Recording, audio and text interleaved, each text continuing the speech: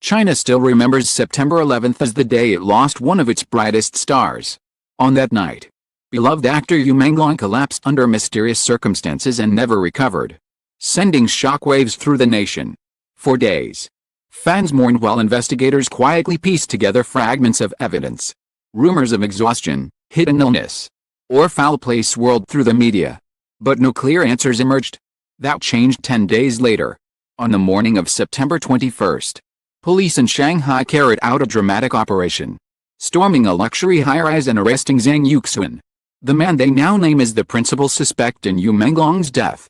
What made the moment even more explosive was what followed: Zhang's chilling confession, laced with envy, resentment, disturbingly twisted logic. His words, now public, have shaken China to its core, confirming what many had feared all along, that Yu Menglong's death was no accident, but the result of deliberate cruelty. Yu Menglong's sudden death had always carried a shadow of suspicion. He was at the height of his career, beloved for his roles in romance dramas, praised for his gentle smile and humble demeanor. To his fans, he seemed untouchable, the kind of celebrity who had gracefully avoided scandal. That image shattered when news broke that he had collapsed under strange circumstances after what had been described as an unusually intense evening. At first, speculation ranged from exhaustion to hidden illness, but whispers began to circulate about substances, about coercion, about people in his circle who might have pushed him too far. The truth remained buried, until investigators pieced together the puzzle that eventually led to the arrest of Zhang Yuxuan. The arrest scene itself became iconic. Early in the morning, plainclothes officers moved quietly into a Shanghai apartment tower, its glass facade reflecting the rising sun. Within minutes, Zhang Yuxuan was escorted out in handcuffs, his once carefully crafted image disintegrating under the glare of flashing cameras. His eyes darted nervously, his mouth tight with tension. But reporters managed to capture the look of a man cornered by truth.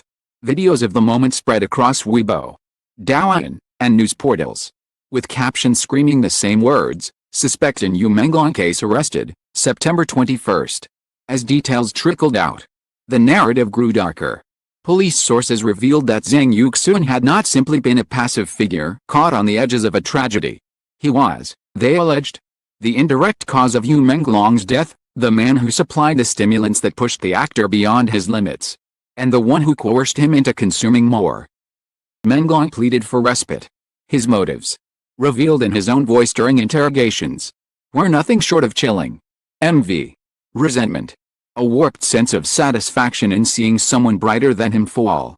"I couldn't stand it anymore," Zhang was reported to have said during questioning, his words transcribed by investigators. "Everywhere I went, it was Yu Menglong this, Yu Menglong that. Everyone adored him. Everyone bowed to him. And me? I was invisible. Do you know what it feels like to be in someone else's shadow your entire life?" His voice, described by officers present, from trembling frustration to cold satisfaction. "I wanted him to fall. I wanted him to feel powerless for once. Maybe that was wrong. Maybe I went too far. But don't tell me he didn't deserve to be humbled." The confession sent shockwaves across the country. To hear that Menglong's life had been snuffed out not by accident, but by the deliberate cruelty of a man driven by jealousy and warped thinking, was almost too much to bear. Fans who had kept candles burning for their idol wept openly in front of cameras. On social media, hashtags like "Justice for Yu Menglong" and "Zhang Yuxuan confession" surged into the millions of posts. The nation demanded answers. Shanghai police were quick to address the storm, confirming the authenticity of Yuxuan's statements while stressing that the case was still under investigation. Officer Li Wenhao, serving as spokesperson, stood before a packed press room and declared, "The suspect has admitted to intentionally coercing Yu Menglong into excessive substance use, fully aware of the potential consequences." His testimony makes clear that his actions were rooted in jealousy and deviant thought patterns. The department confirms that Zhang Yuxuan is now considered the principal suspect in the homicide investigation, dated September 11th. The words principal suspect and homicide investigation struck like thunder. What had once been whispered speculation was now official truth. Yu Menglong had been killed, indirectly but deliberately. Manipulations of Zhang Yuxuan. The revelation threw the entertainment industry into chaos. Programs halted broadcasts. Agencies rushed to issue statements distancing themselves from anyone linked to Zhang. And sponsors scrambled to cut ties. The amorous surface of Chinese showbiz cracked to reveal a darker underbelly of rivalry, coercion, and unchecked egos. While journalists dug into Zhang Yuxuan's past, painting a picture of a man with a history of envy and erratic behavior. Former acquaintances described him as charming when he wanted something, but dangerous when ignored. Anonymous industry insider told reporters. Always spoke about Menglong with a strange intensity. It wasn't admiration, it was obsession, mixed with hate. He couldn't accept that someone younger and more talented had everything he wanted. The psychological portrait of Zhang grew more disturbing as experts weighed in. Psychologist Dr. Zhang Yuxuan, interviewed on state television, explained, "We see here a classic case of pathological jealousy, coupled with narcissistic deviance. Zhang Yuxuan's identity became entangled with his resentment of Yu Menglong. Instead of building his own path, he sought satisfaction in destroying the one he envied. This is not just criminal, it is symptomatic of deep psychological disturbance." Still, the most haunting element remains Zhang's own words. Reporters who gained access to interrogation transcripts described his confessions as erratic, sometimes remorseful, often laced with a sense of justification. In one instance, he said, "I didn't mean for him to die. I only wanted to see him suffer a little. I wanted him to know he wasn't untouchable." In another, he was more blunt, "He begged me to stop. But I laughed. I wanted him broken." These revelations poured gasoline on the fire of public outrage. Vigils turned into rallies. Fans gathered outside police stations holding signs that read, "No mercy for Zhang Yuxuan and truth for Menglong." The actor's family, usually private, released a brief statement thanking supporters while expressing their devastation. "Our brother was gentle, kind, and full of light. Learn that his death was the result of cruelty and envy is unbearable. We ask only for truth and justice." Inside the halls of power, prosecutors prepared their case. The charges were clear: unlawful supply of controlled substances, coercion, and reckless endangerment leading to death. Officials made it clear they were considering elevating the case to intentional homicide by coercion, given the confession and evidence of motive. Experts noted that if convicted on the highest charges, Zhang Yuxuan could face decades in prison. First part of the trial loomed. The nation's attention remained fixed on every word, every revelation. The once unknown figure of Zhang Yuxuan had become infamous. His name repeated across headlines not as a star but as the man who destroyed one. Yu Menglong, in contrast, was mourned as a symbol of innocence stolen, his legacy shining even brighter in death. The contrast between them, one adored and one despised, could not have been more striking. The arrest of Zhang Yuxuan on September 21 did not close the case of Yu Menglong's tragic death, it blew it wide open. What had already been a national wound now became a public reckoning. Days had passed since the actor's sudden collapse. The pain felt fresh, sharpened by the revelation that behind the tragedy stood a man driven by jealousy and twisted obsession. Now, as details of Zhang's confession spread, the story entered its darkest chapter. One filled with courtroom drama, national outrage, and a deep exploration of how envy can curdle into something deadly. In his own words, Zhang admitted to fueling the night that ended Yu Menglong's life. He admitted to providing the stimulants, watching coldly as Menglong's body weakened, and coercing him into consuming more even as he begged to stop. The confession was not a plea for forgiveness, it was a declaration, filled with the bitterness and the grotesque satisfaction of seeing someone brighter fall. It was this tone, investigators said, that made the confession so disturbing. Spoke not like a man regretting a crime, but like someone trying to justify it. One officer told reporters. When the Shanghai police released excerpts of Zhang's statements, the nation recoiled. "I couldn't stand it anymore," Zhang had said. "Know what it's like to be nothing while he was everything? Everyone loved him. Everyone wanted him. And me? Invisible. Wanted him to suffer. Maybe I went too far. But at least for once, he wasn't untouchable." This bitterness revealed not only envy but a sick delight in the act itself. "He begged me to stop," Zhang admitted in another moment of interrogation. "But I laughed. I wanted him broken. I wanted him powerless." Those words, in every newspaper and repeated across television broadcasts, became the most haunting symbol of the case.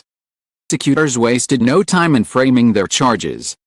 Yuxuan was formally indicted on multiple counts, unlawful supply of controlled substances, criminal coercion, reckless endangerment resulting in death, potentially intentional homicide by coercion. Experts noted that the evidence pointed toward premeditation, his jealousy, his fixation on Menglong, deliberate pushing of the victim past his limits.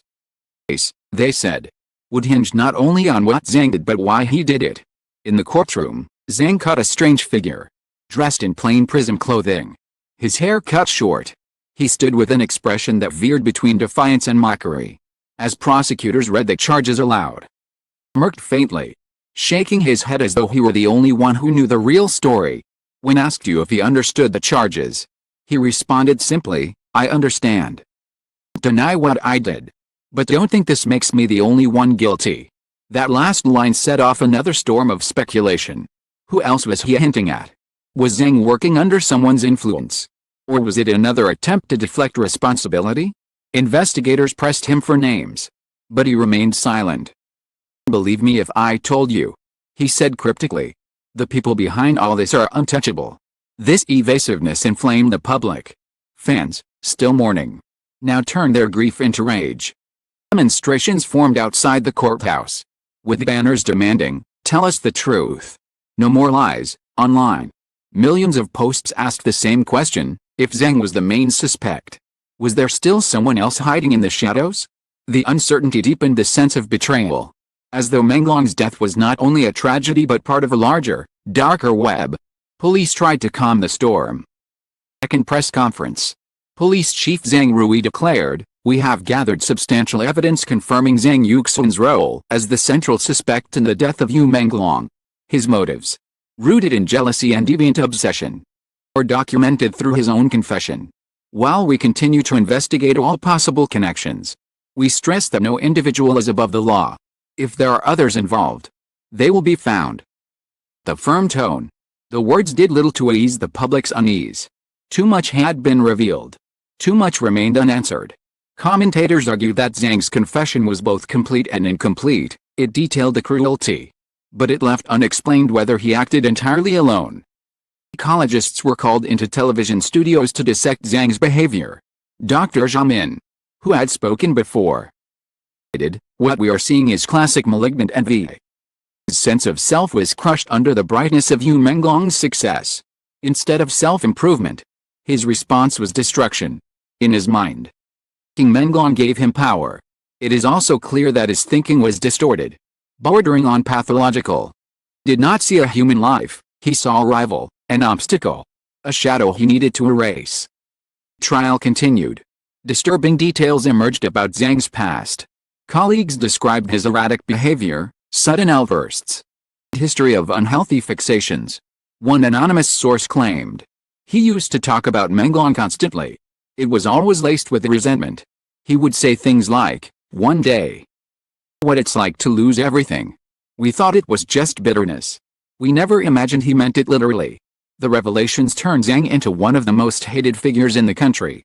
Social media was flooded with curses, threats, and demands for the maximum sentence. Some posts even called for capital punishment. Experts reminded the public that his crimes fell into complex legal categories where execution was unlikely. Still, the fury was undeniable. Meanwhile, Menglong's family remained unified but devastated. In a statement read by his sister, they said, our hearts are broken not only by the loss of our brother but by the cruelty revealed in these confessions. He was gentle, kind, sought conflict. To know that envy and twisted thinking led to his death is a pain beyond words.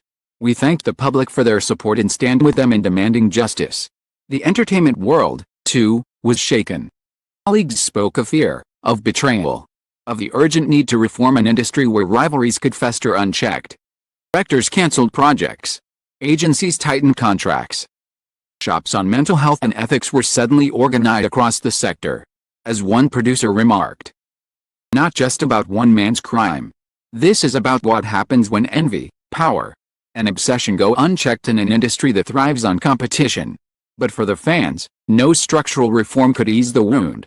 They continued to hold vigils, to sing Menglong's songs, to replay his dramas as though keeping his presence alive. One gathering in Beijing, a banner read, you may have taken his life, but you will never take his light. The word spread across social media millions of times as a rallying cry. By the end of the first week of proceedings, it was clear that Zhang Yuxuan would face the full force of the law. Prosecutors announced they were pursuing the harshest sentence available, arguing that his confession demonstrated intent as well as cruelty. The trial was expected to continue for months. The nation had already made up its mind. Zhang was guilty not only of a crime but of betraying the trust of a society that had adored the man he destroyed. Court adjourned for the day. Reporters captured a final haunting image, Zhang being led away in handcuffs. His expression unreadable. Or between arrogance and emptiness. Outside, the chants of fans echoed through the streets, "Justice for you, Menglong. Justice for Menglong." The sound carried like a wave. A reminder that this was not just a legal battle, but a fight for the soul of an industry and the memory of a man who had brought joy to millions. And so the story continues. Whole truth has been revealed. Zhang Yuxuan, consumed by envy and twisted thinking, orchestrated the chain of actions that led to Yu Menglong's death. But while the confession may have closed one chapter, the scars remain. For fans, family, for colleagues, the pain is not just in knowing who killed Yu Menglong, it is in knowing why. The nation will remember September 11th as the day light was stolen, and September 21st as the day the thief was unmasked. The memory of Yu Menglong endures, brighter than ever, untouchable even in death.